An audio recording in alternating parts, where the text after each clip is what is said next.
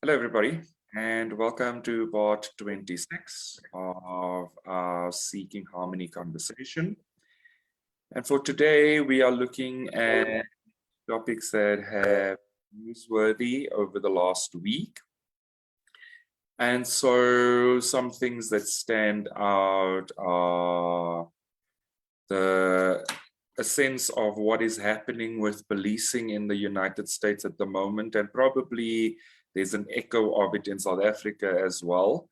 And then also looking at what the China-Taiwan conflict or potential conflict might lead to, given that there's been almost a halt to the conversations around climate change and what was the other thing?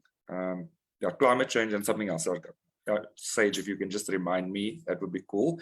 But yeah, so it's these kind of things that are happening in the world at the moment. There's also been a law in Arizona passed around police not being able to be filmed within 8 feet of what is actually happening.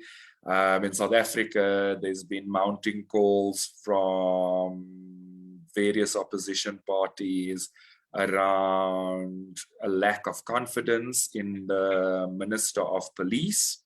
So it feels like those governance structures are very much coming into the spotlight. And so, yeah, to open it up to the team and see how they feel about what was most topical for them, and we can explore the conversation from there. Okay, so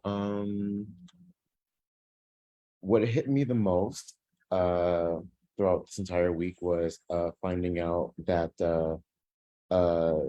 Breonna Taylor's killers were finally charged after, what was it, like, has it been what, 2.5 years of going through a trial that pretty much ignored this woman's humanity, and it took for the FBI to come into play to say that these officers violated and lied on everything that they pretty much stated for this incident happening. So that was really, really, really great news to hear this week. I didn't know the FBI was involved in all of this. Say that again? I didn't know the FBI was involved in all of this. Oh yeah, it's federal officials. Okay. Yes. Oh, all right. It's no longer the state, the officials. Yeah. Yeah. I felt like it was a federal court or something. I didn't know, like, I don't really know, like, the structure of. Oh no, this was Kentucky, and they're not that, I don't know how to explain it. They're not that bright. They're not that bright. Let's just say that. What? I'm not sure if I would say that, but I would say that perhaps like the local legal system in Kentucky is probably prejudiced against the rights of African Americans, because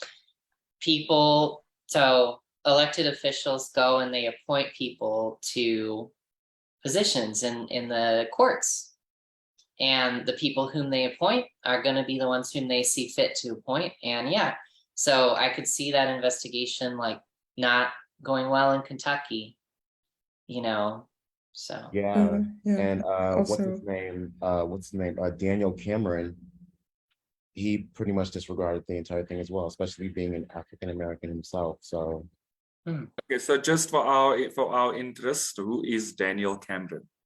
Daniel Cameron is the Kentucky Attorney General. Okay. okay. And I think that since we're talking about the Breonna Taylor case, could you maybe just give us a kind of background of what happened? I remember we discussed this during our BLM live discussions, but I can't quite remember the detail of the case. So maybe just a short synopsis. Okay, short synopsis. Okay, so long story short, she was affiliated with this individual who was doing something not legal, if that's the best way to say it. And I'm sorry, I have construction going on. And he was living with her. And these local policemen pretty much went around this, how do you say it? They went around the process, and Because I basically circumvented the process of what, though? Were they trying to investigate him? Trying to get the guy that she was affiliated with. Ah, okay. Yeah, and so And fabricated a warrant, basically, so they could like investigate. no, it was But- like one of those Or like maybe like, you know, like when it's like- policemen like not bang down your door to get their person, you know what I mean? Okay, so basically like a raid kind of thing, and A she got raid. It was an illegal police raid. Yes, all right. Okay. that's what that was. Okay, and so she was basically an inadvertent victim of a process that wasn't a process that the police Yes. themselves put in place that Yes. wasn't actually followed correctly. Yes, and Kentucky law completely ignored that, and I feel because she was African American, and now that the FBI and federal officials are involved, now like they give a shit. You know what I mean? Hmm. Yeah. When the raid happened on the apartment or on the house where she was at, like, was her partner present? He was there. He's still alive. Oh, but why did they fire on her? Why did they shoot her? They were just blazing. Pow, pow, pow, pow, pow. And I think the only thing that Kentucky law charged one of the officers for was firing through someone else's apartment wall. That's all they got them for. That was it. But then But like the article that we read, it was saying a lot of how like the falsification of a warrant and the raid, like all things were still blurry. Like there were still like allegations on how they knocked or did not knock, and how they used false things and did not use false things. So I was wondering, like at the time of the first trial, was it truly that Kentucky didn't care, or that it was a trial on the only charges they could get to at the time? You know, because it's still so unsure. I think they didn't care. Yeah. I honestly think they did not care. Okay. Because again, there were protests and just like a lot of the shit that was happening in 2020. It was crazy. So I think Kentucky probably did that to like shut people up. Yeah, they were pressured into a trial. We didn't shut up. So yeah, You got so it. you feel like they were pressured into a trial, basically. yeah. Yeah. And That could be. the trial was bullshit. Mm. So yeah, it took the FBI and federal officials to finally nail these guys down. Yeah, but I like that because I didn't hear about the trial in 2021, but I did hear like what was said and how it was known on any charges of alleged murder. So I'm kind of relieved that it's like coming up again.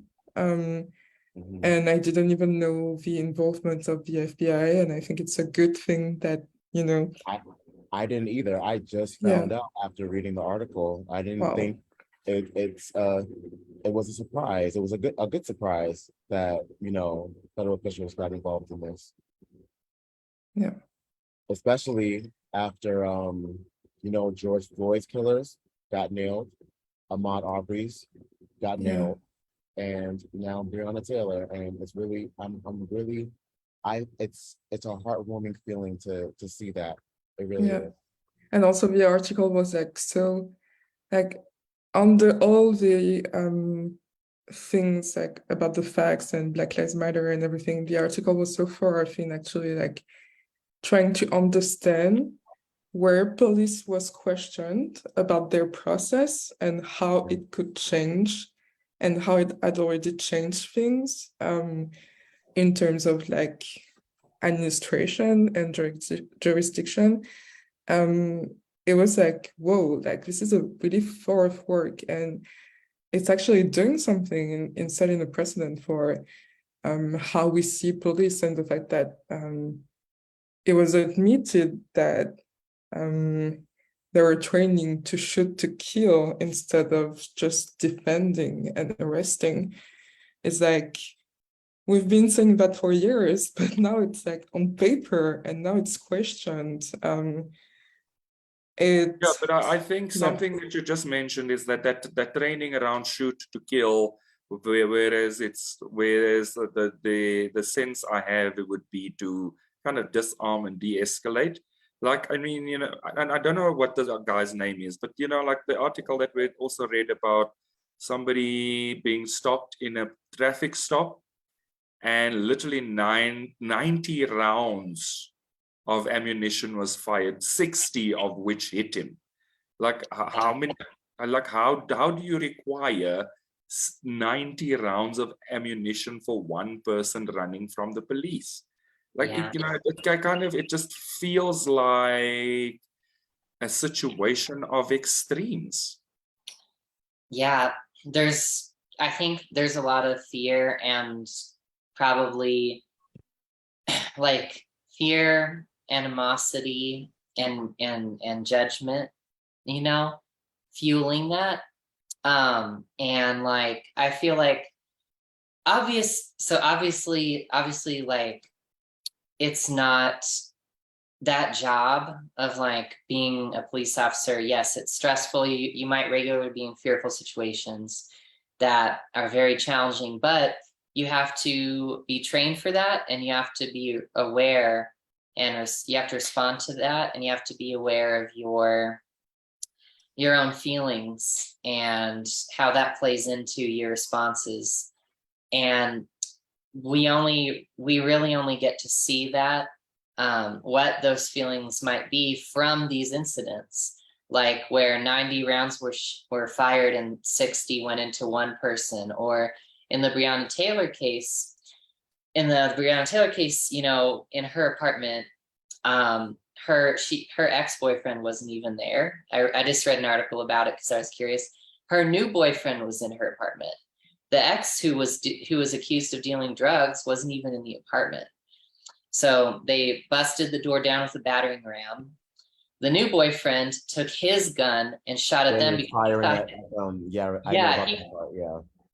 shot one officer in the leg, but it's because he had no idea. Like, he wasn't running from the law or anything. He thought that they were an intruder and he needed to fire on them, understandably. And then the officers went berserk and fired 30 rounds inside of the apartment. And like, which, I mean, it's insane. And so that's what happened. And I feel like it does, like, spiritually and emotionally, it illustrates that, yeah, there's an intense fear and tension there that as Americans, we need to address. And yeah, just everyone in the US, they need to reckon with their feelings, about race, because it's something that you have to be conscious of, non-judgmentally, but also firmly opposing the prejudice and loving yourself and healing it. you know, and Which I feel like you bring up a very important point in the sense that, and it's an important detail to know that the new boyfriend fired shots first. right, So, you know, it got like for me in South Africa, you can't just shoot at somebody. You kind of need to first fire a warning shot before you fire on somebody. Now, really? whether you can prove by forensics or anything else which shot came first Yeah. is probably a whole nother scientific conversation. You know, like kind of the chicken or the egg, which shot came first. But the fact is, I kind of feel like there was an escalation point in that process. Yeah. Yes, the police did an overkill thing, for lack of a better phrasing, but like you know, the situation escalated as a result of a shot being fired. It did. Before the reason that if somebody's coming to your door with a battering ram, it's highly unlikely that it's criminals. You know, like which criminals walk around with a battering ram? Yes, okay. Like you kind of need to like weigh these things up and go, what is actually happening here? Like, but maybe the it's situation also escalated out of hand, but like, really? I know. keep in mind, this was in the middle of the night. Right. You're laying in when you're laying to bed sleep, you're not thinking, you're thinking, oh my God, someone's in my house. I'm gonna protect myself. Yeah. Right. But it's also you said the most important thing. You're not thinking. And I think it comes back to our conversation around what should and should not be allowed from a legislative point of view in allowing people to bear arms. Oh, yeah. It's also in American culture too, like it's the right to defend. Isn't this part of a whole amendment or something? Kentucky has gun laws. Well, Yeah. you're allowed to walk around armed, quote unquote. Yeah. But there's also the right to defend yourself, and also the fact that there's a whole culture that you don't see anywhere else. I think we already talked about that, about like when you trespass property in American culture, like there's a good you should be scared, basically. Like, well, that's to the be thing. shot. Like in most other countries, you have the right to defend your property. I get that. True. And I also get that in the middle of the night, the last thing you're thinking about is, oh, let's check off the boxes of who it is, what they're doing, all that other stuff. But I feel like there was definitely an escalation point here. And we also need to take that into consideration. I think what you're pointing to is that feelings with Americans, there are like, feelings. Not a house. We didn't get what you said. What did you say? I said, keep in mind, it's an apartment. There's one way in, one way out. So yeah, that an intruder is going to automatically come into your mind. What I'm feeling here is that feelings for Americans are probably very like intense and emotional around these questions is what I'm feeling in my heart. So there's also that component to take. But like knowing that you should be aware of the sensitivity of like your peers because it's your country. Like you can't forego the fact that there's sensitivity there. There's a race question and there's like a defense question and there's a gun question. And so, yeah, basically the fact that it's escalated is like maybe not taking into account your own sensitivity and the sensitivity of the person that is before you, you know, and I don't know how that would have played out differently because like we can't really like redo the scenario to think of a better thing. But like just knowing that these questions are sensitive and we need to take into account as citizens that there's this sensitive question and it's probably more emotional than other departments of life could very much help us in like taking decisions even when you don't think, and also taking legislative decisions and law decisions to change things for the better. And I think if you take that into account, like you could like change a whole lot of things in terms of policing in the US. Because if we're talking about like Arizona, we've had this speech in France too, like it's not quite the same, but it's basically like taking off the camera, not being allowed to film police. And it's either taken by the far right people and also people that are sensitive to this, so family of police people. Because like for them, it's a way to protect themselves, because these people are at risk of receiving like death threats and their family are at risk. But it's also a way to prevent people from their right to have the truth and to know. And I think you mentioned, Sage, in your research, right? It was like people were talking about freedom and their freedom being taken away there. And so there are so many sensitive questions around that, and we don't have the answers yet, but like just like being aware that it is sensitive and there are all kinds of humans involved in this is like putting a whole lot of perspective, I think, into the question of policing. Yeah. And sorry, Sage, something that I also just want to throw in the mix there is generally where something is being observed or allowed to be recorded, it's much more likely that people are going to behave in accordance with requirements. Whereas if it isn't, it's much more likely to be abused. Now, yes, I mean, you know, this could be a very philosophical, very political, very scientific debate. The fact is, on a level, it makes sense to have people further removed from violent situations and allowing the police to actually do their job, give them the space to do their job. It's not saying that you absolutely can't, it's saying keep your distance, which offhand I actually think is probably a smart plan, especially where police are trained to shoot, to kill.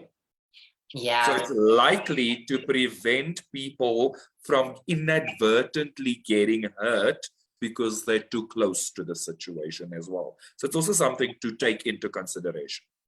That's true. And one of the legislators in Arizona, which is, that's my home state, by the way. So I was like, oh, Arizona, should do the story, is that they, you know, he said that like, part of the purpose is if you're 8 feet away, you were likely to get more of the context of the video, right? So if you're filming a video and you're 8 feet away, yeah, you're gonna get the whole picture.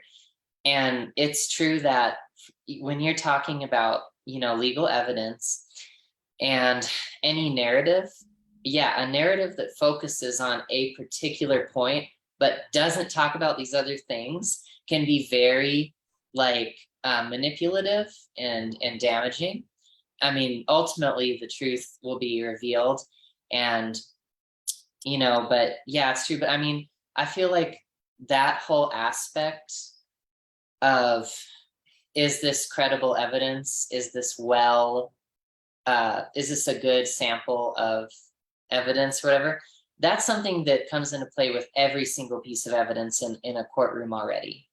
So that's kind of obvious, you know. So if you're being fair and you're trying to like discern the truth, then it shouldn't really be a problem if someone's filming skills are poor, or they're deliberately zooming in on something to paint a false narrative, which could happen. And I've seen videos, I'm sure we've all seen videos of when people film officers, and the vibe, the feeling is often like very hostile, you know, and there's not always, but sometimes, yeah, there's hostility, and it's like, I'm filming you, but it's the difference between I'm filming you versus, which at the worst, they could try to create a false narrative if they're that conniving. I'm filming you versus the police officer, if they're not following procedures, could be violating someone's rights, could be endangering someone's life, you know. So I think there's a bit of a weird imbalance there, and I'm like, why is it that people could be legally like punished or whatever? Like there is a penalty for filming an officer too close. You know what I mean? To me, part of me, my first reaction was like, that kind of sounds like, you know, testing the waters for more of a police state, you know, to being like, oh, well, you can't film within 8 feet, you know, and you then an incident happens and you bring your phone and you're like, oh, you know what, I forgot my 8-foot measuring stick, so I'm gonna have to just I'm just gonna have to eyeball it, you know. I mean, can you imagine? You have this camera with this Yeah. distance sighting lens that looks like a sniper rifle, and so you get shot, but you're actually just trying to measure the distance from where you can film. Yeah. You know, This is ridiculous. It's open to so many weird and wonderful memes and tropes. Like, come on. I mean, yeah. Or you have that, you're like touching them with the stick and you're like, okay, now I know I'm far enough away, I've got the stick. Touching you. It's like weird, you know, like it's kind of odd, you know.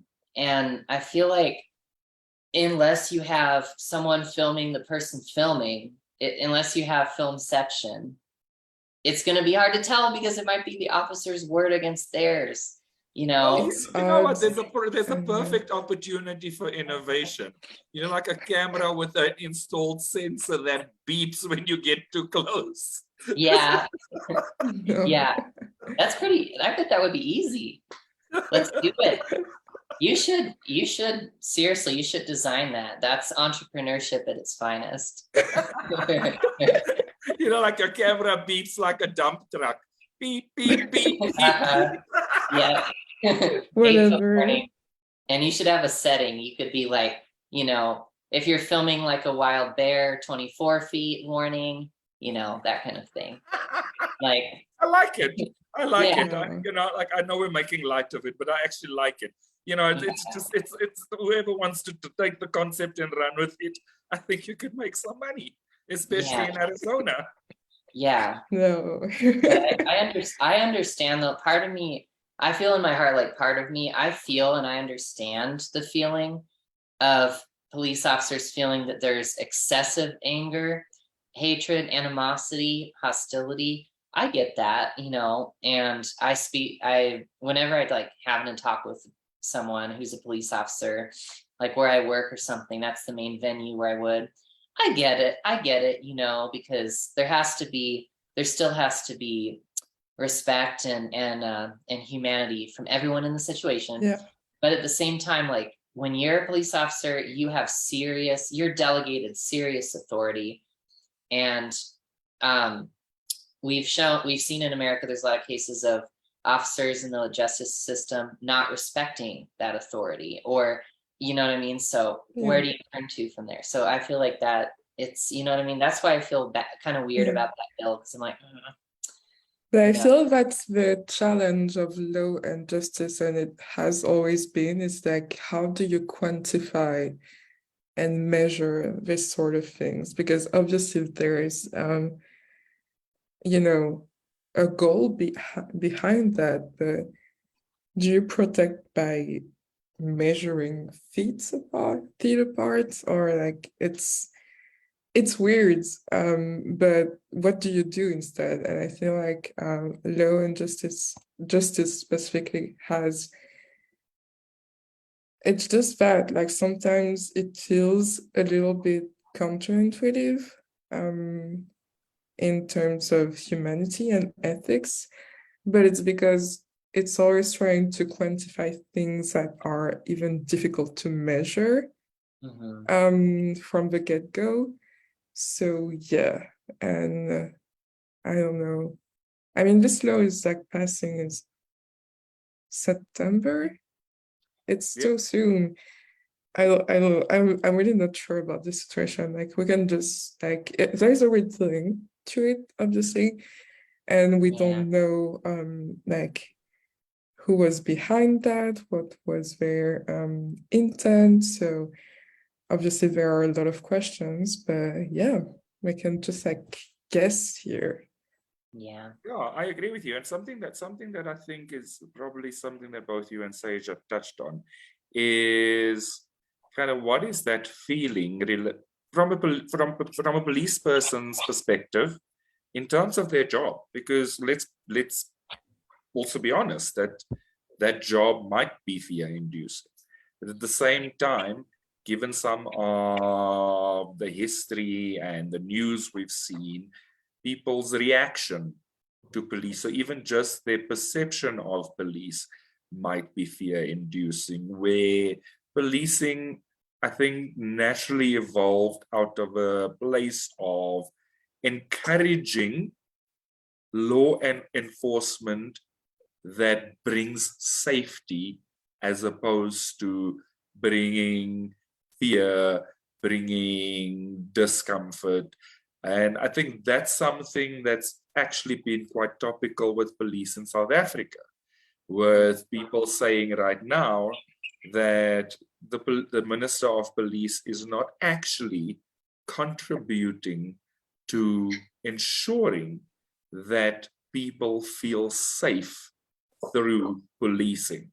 So I think that there's as you said, Yurien, there's a lot of underlying intent, but I mean, again, it's something that's within a system that we are within, and the original intent of policing was probably quite a large measure of control, but within that control, inadvertently should have created, or even advertently should have created a sense of safety that is actually not there right now. So is the system of policing actually failing its original intent? Yeah, it's a question around the Supreme Court of the United States. It's like Jeff said once, that when an institution doesn't do what the people want it to do, like they want to replace it. And we've seen it so many times in like the past few weeks. So obviously there are questions about these institutions at the moment, and we're not gonna have a like simple answer, because it wouldn't like cause such a ruckus if it was simple. But yeah, basically it's being talked about, so there's something there for humans to look at. Yeah. Alrighty. Oh, I see. Yeah. I was just curious, Granville, what is the problem with the law enforcement in South Africa? Well, in essence, they're really not doing the job that they're meant to be doing. So there's literally a very lethargic attitude towards their job. And so even in enforcing safety in communities where there's riots and things like that, they're slow to arrive. They probably are sometimes perpetrators of crimes themselves, where communities are too afraid to point out where the challenges are. And so a conversation, there was actually a media briefing where the Minister of Police was questioned about what he's doing to clean up policing in South Africa. And his reaction was to tell somebody from an opposition party to shut the hell up and get the hell out. Wow. Yeah, so, you know, like completely addressing the problem. Okay. Is this like a corruption kind of thing, like where people are like just taking money and doing nothing, or they're just abusing their power and being corrupt? Or so there's definitely pockets of abuse. There's pockets of lethargy where they're not doing their job, but also saying that there are pockets where it really does work well. But again, you know, a system is only as good as its weakest link. A chain is only as good as its weakest link. So there's no, you can't oil a broken chain, because it's not going to turn the cog that it needs to turn. And I think that's part of the challenge with the system, is that institutionally there are broken components, and there's a little bit of obfuscating responsibility to solve the broken components. Mm. Yeah. Yeah. All right. Is it time to talk a little bit about international tensions Yep. around China and Taiwan? Yeah, I feel like it's a good time to move on to our next topic. Okay. Yeah. So, China and Taiwan go way back in their history. What as makes we you know. say that? They go way back. Yeah, back to 1952 that they became. Yeah, basically like a few years after communism was installed as a government in China, and like the other government wasn't really happy about that, so they went to Taiwan. But the situation is so difficult because Taiwan is not recognized by a few countries in the world. Like they're recognized by 100 countries, I think. But at the same time, like, Oh, that was a different yeah. one. They're Yeah. recognized. That was Kosovo.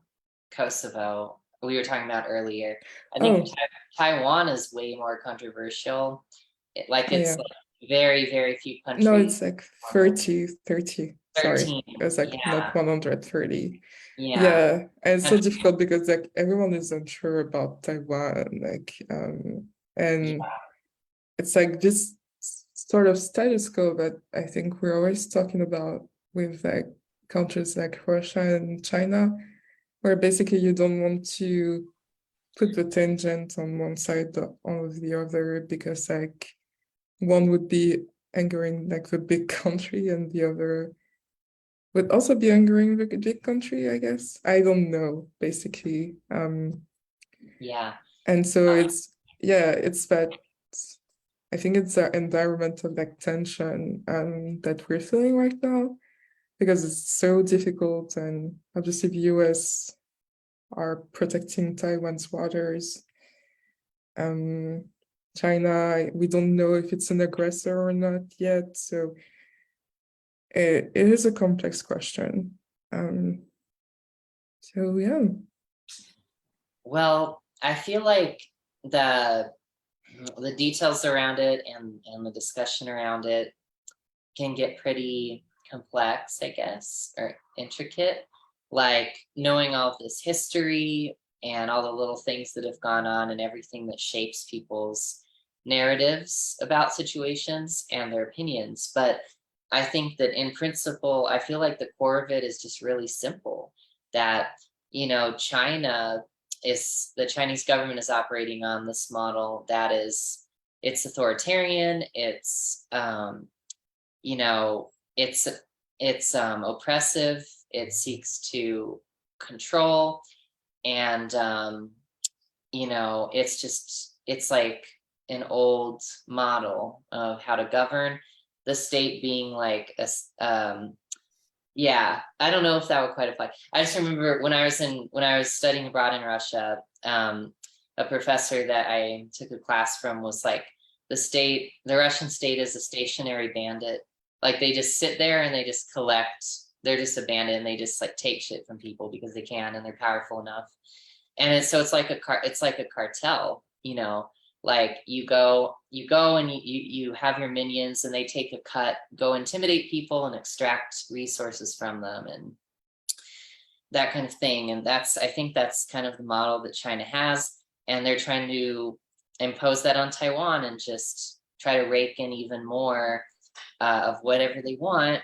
And Taiwan is a thorn in their side because it shows that their authority isn't absolute, and someone can stand up to them and not do what they want them to do. And so that, I feel like the main problem with Taiwan is actually it's not about resources. It's not like they need the resources of Taiwan. I don't think. I think it's more just like it's a challenge to authoritarianism. And, because if you disobey and you want something different, sorry, that's a challenge to their authority. Do you see the parallelism with like Ukraine though? Because like it's exactly. like going out of the circle of like the big brother and allying with other figures of the democratic world, and so it's angering the other person basically and creating a toxic environment.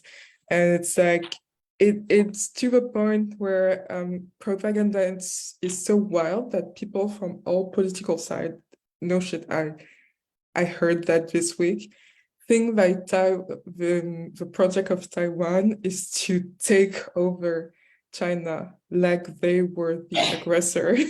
Yeah. And I don't know if it's true or not, but like reversing the narrative like that, isn't that like exactly what we're seeing in Europe right now? Like But it's this is the thing. It's quite scary that two countries that have such a strong relationship with each other, in the sense of Russia and China, are very much deploying very similar tactics. And it almost feels to me as if China has been emboldened by what Russia has done, because the response hasn't been strong enough.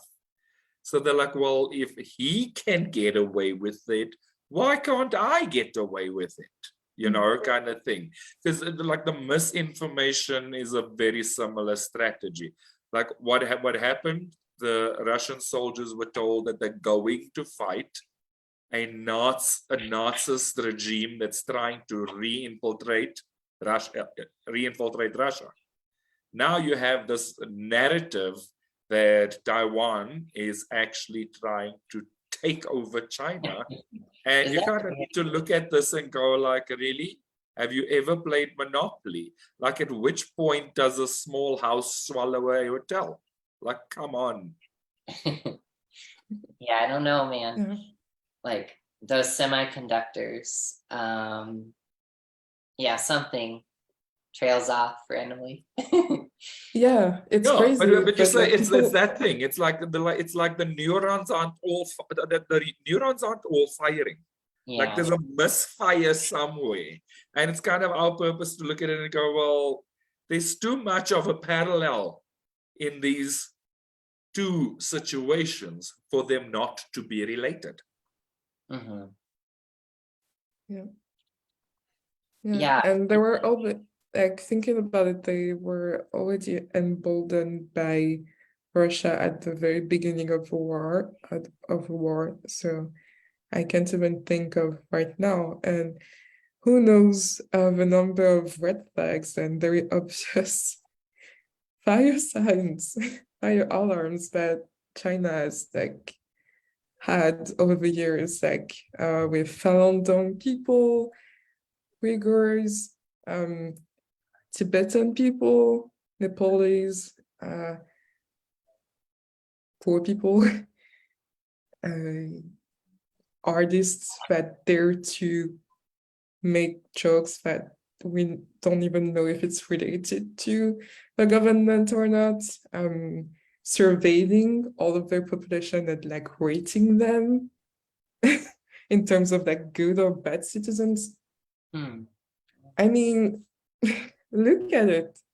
And people like, I don't know what is with Taiwan, but students are still going to Taiwan. People are still visiting Taiwan, and people are still going out of Taiwan, wanting to live a normal life, but don't even have like a nationality that is recognized by some people wherever they go, and have difficulties in even like finding places to stay. And it's like, you see this like disparate narrative. How can you even compare? China that is like we obviously know that there's something wrong there with like Taiwan, and say that the fight is equal in whatever way. It's bugging my mind, basically. Yeah, it's like all the neurons are firing for me too. But still, some people are still believing that it's an equal fight, or that we should say nothing. I don't know, man. I don't know. I really don't know. It's not that it doesn't, not because it's complicated doesn't mean that you don't, we can have an opinion about that and see and feel that there's something wrong with it, and just say like we don't support that. Yeah. And something that like when you look at this on the surface level, like it reminds me of George Orwell's 1984, just like the big brother watching you, assuming everything about your life kind of thing. And just if you just look at a comparative between that novel and the Russia and the China, it's almost as if it's either the novel created the mold for them, or they were the subject of the novel without specifically using the names and things like that. It's just indicative of a very controlling narrative in both instances. My law professor used to say that reality is often way more wild than what we ever see in fiction. So I don't know, hey, because sometimes you see stuff and you're like, I agree with you, you can't make this shit up. But if you ever find a comparative, sometimes it's almost so close that it's literally a cookie cutter cloth kind of situation. Sorry, I was kind of on a different topic though, but I thought related about this Taiwan thing, the recent news of Nancy Pelosi visiting Taiwan and everything like that. I would like to unpack that because I feel like it's calling to be unpacked. And so the reason being, so Nancy Pelosi, supposedly she went, the Biden administration, this is what they're saying, okay, because it's in a democratic system of government with multiple branches, the president isn't a dictator, so he can have plausible deniability about what he's doing. So Nancy Pelosi supposedly went to Taiwan for a diplomatic visit of her own accord, and she's the Speaker of the House of Representatives, so she's the third highest ranking official in the US after the president and the vice president. So if Joe Biden and Kamala Harris decided to, I don't know, run off to Mexico and party and abdicate office, Nancy Pelosi would be president. Woo! And so just kidding. and she'd probably leave for Mexico soon after too, because it's a very stressful job. But anyway, jokes aside, so she supposedly went without their authorization for a diplomatic visit. And I feel like she was kind of being,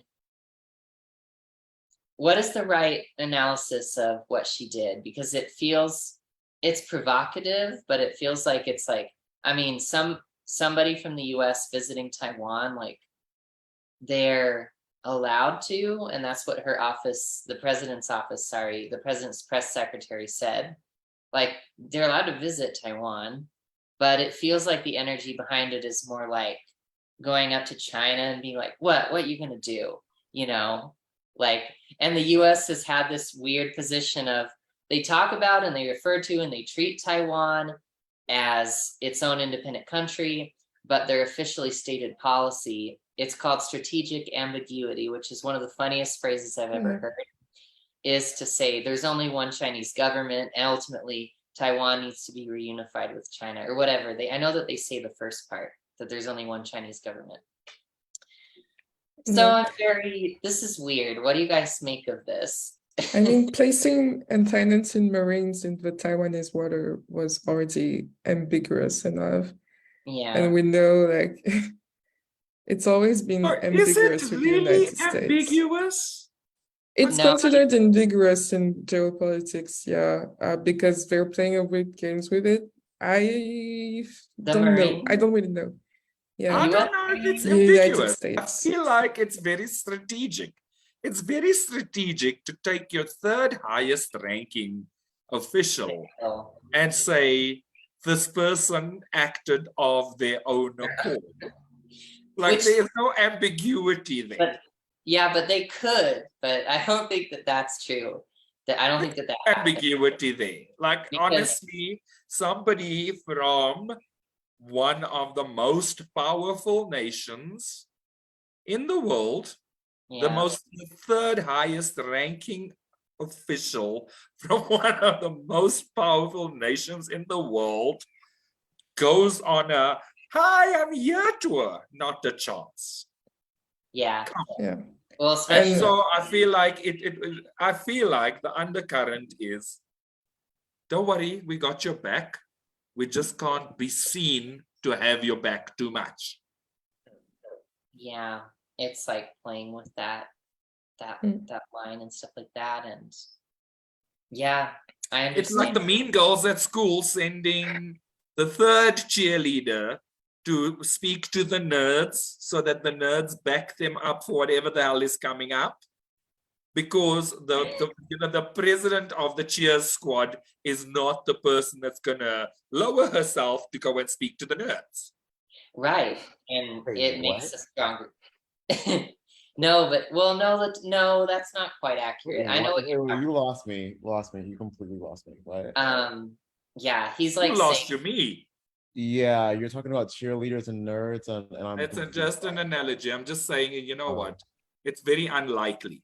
That's the third Oh. highest ranking Yeah. official in one of the most powerful nations in the world. that she Acted does. of their own accord, and there was no agenda. And as we've seen last week, geopolitics is never a question of like random things. It's So not, no, it's not random. And if you think about a pattern, every time there's been a potential conflict, the US has always sent their Secretary of State as the person to test the waters before they actually get involved. Yeah, it's so interesting. I don't know. It's like, yeah, and especially given the fact that, like, you know, Nancy Pelosi is a Democrat as well as the president and everything like that. Like, they would be united. They would not be. I could see, like, if the vice president was, or I mean, sorry, if the Speaker of the House was a Democrat, but the president was a Republican, and they are doing something different that's at odds with each other because they're trying to score points in domestic politics against each other. But this is not the case, you know. So. I didn't know the Speaker of the House at such a high rank in the United States, though. Yeah. Well, I mean, they don't really like do very much in a large way on the day-to-day, but in the order of succession, yeah, like she'd be the third person. Okay. So I know. Well, I guess the second person in the line. So Yeah. So yeah. I actually didn't know No that such either. thing as coincidence. I What? don't believe coincidence. It's not random either. I believe that there's a plan, and we might not know the plan just yet, but I feel like this was one of those recce's to actually test the lay of the land, to really see what's happening. It can't be somebody as strategic as the president or vice president. So it has to be somebody that has power, but would need permission to exercise that power. And for like the past 10 minutes of us talking, I was thinking of how NATO and the United States were preparing for months in case of a Russian attack. and it keeps coming back in my mind. So I can see again a parallel there. Maybe obviously we're not going to give us fair strategies and tactics. Yeah. But yeah, there can be done moves in geopolitics. It's all very calculated. And I think that I feel like the US's intention would be to underscore the fact that our country would support Taiwan in the same manner as they're supporting Ukraine, and that it kind of like it deters Xi Jinping. And this is kind of, he's the president of China right now. Is it called the president? I don't know, but that he's actually up for re-election, but in Prime China, Minister. huh? Sorry, I think it's Prime Minister. Oh, No, Prime Minister. no, he's also the president. Oh, yeah. Oh, Would also be the president, but well, if they still call themselves the People's Republic, but it would be the president. yeah. Oh well, whatever's going on. Damn it, what is he? Oh, he's elected by the People's Assembly, which in this fashion, I don't know what's going on, but he's not elected by the people. But the People's Assembly could choose a different leader later this year. And China's undergoing like this huge like financial crisis. People are like refusing to pay their mortgages because construction companies aren't completing the construction of homes that they're already paying for. And it's causing a crisis in China's economy and things like that. So basically, like a lot of things aren't going well for him. He might try to do what Putin is doing as well, which is start a conflict with Taiwan to rouse patriotism of Chinese and increase the opinion of him. And maybe even be like saying, I have to remain leader because there's a war going on. So come on, let's stay strong. We don't need to change leadership at this time. So it is domestic politics in China too. But if Xi Jinping and the Chinese people look and they see like, oh, Nancy Pelosi's going to Taiwan, they can do whatever they want, and the US has their back, like, do we really want this? That could turn public opinion against that move. But, if he's a frustrated dictator, things aren't going well, and he wants to score political points, then he might want to go Putin's route, but I don't advise that for him. So, yeah, if you guys can let him know. Sure, I'll pick up the phone or I'll fire an email saying, hey, you, stop your shit now. We'll go on some diplomatic visits or whatever. Okay, guys, we have reached our hour, so I'm going to say thank you for today's conversation. I think we are definitely in the space where we are seeing significant shifts, not quite knowing how they'll pan out, but I feel like our Seeking Harmony conversation is definitely taking us into exploring the truth at a deeper level. So yeah, thank you to everybody for our conversation. Thank you to the people that have followed us, and to those that have been following us, please feel free to continue to like and subscribe to our Church of Union YouTube channel, where you will find all our previous conversations, and we look forward to seeing all of you next week. Thank you, everybody. Bye-bye.